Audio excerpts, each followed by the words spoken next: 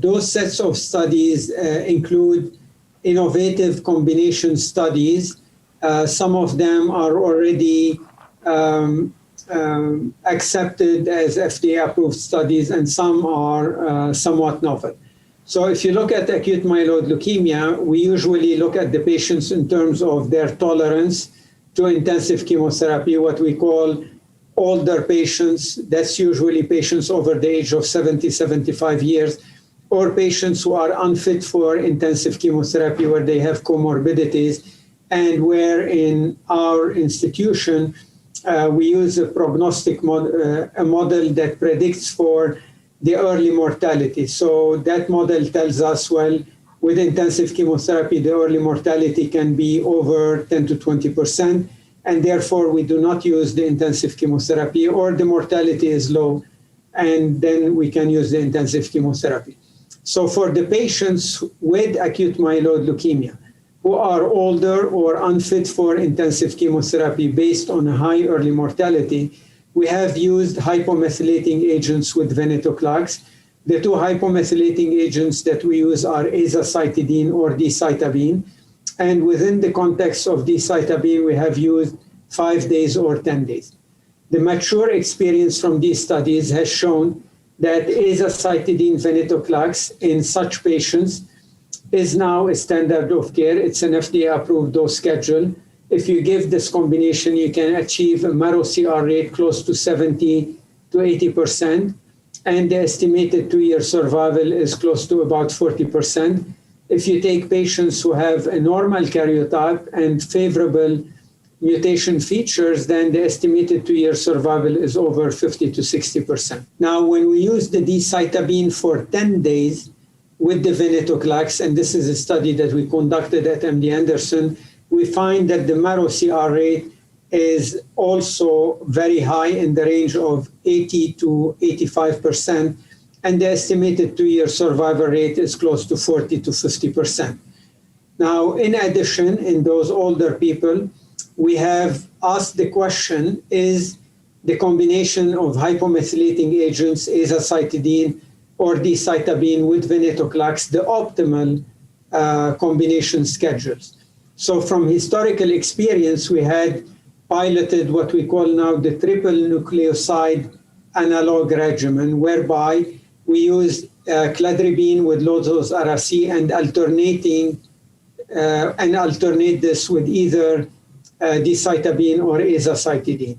What we found was this triple low-intensity regimen produced a very high CR rate, and this was before incorporating venetoclax. We found that it produces a high CR rate and an estimated 2-year survival rate of about 35%.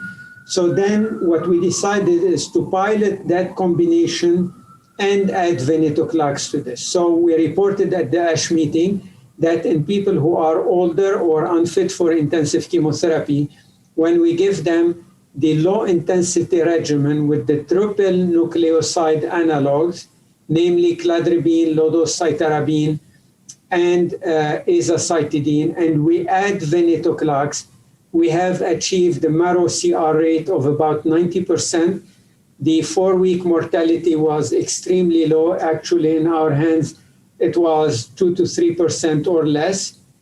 And we have an estimated 2-year survival rate of 50%. In patients with a normal karyotype, the estimated 2-year survival rate is over 60%. So we think that this may be, in this pilot trial, a regimen that could beat the current standard of care, but this has to be, of course, reproduced in other centers and also confirmed in comparative trials of this new regimen versus azacitidine venetoclax.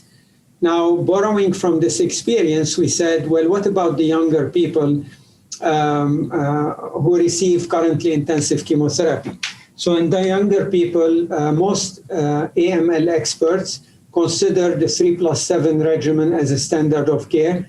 At our institution, we've piloted a more intensive approach with what we call the FLAG-IDA or the CLIA regimens. So again, it's idarubicin with high-dose cytarabine during the induction and consolidation, and we add either fludarabine or cladribine. And then in the more recent studies, we have added venetoclax to either FLAG-IDA or CLIA. So we have reported at the ASH on 2 abstracts, and these are early and pilot trials, but with both the FLAG-IDA venetoclax and the CLIA venetoclax, our marrow CR rate is 90%. The incidence of MRD negativity is close to 80%, which is incredible. And the estimated survival at 1.5 years is over 60 to 70%. So we think, again, that these new pilot trials combining FLAG-IDA or CLIA with venetoclax are producing very positive results, and they are safe when they are given in centers of leukemia expertise. And we would like to continue those studies once we have about 50 to 100 patients. If we can continue to show the same high efficacy, then I think these regimens should be compared to the standards of care, which are 3+7.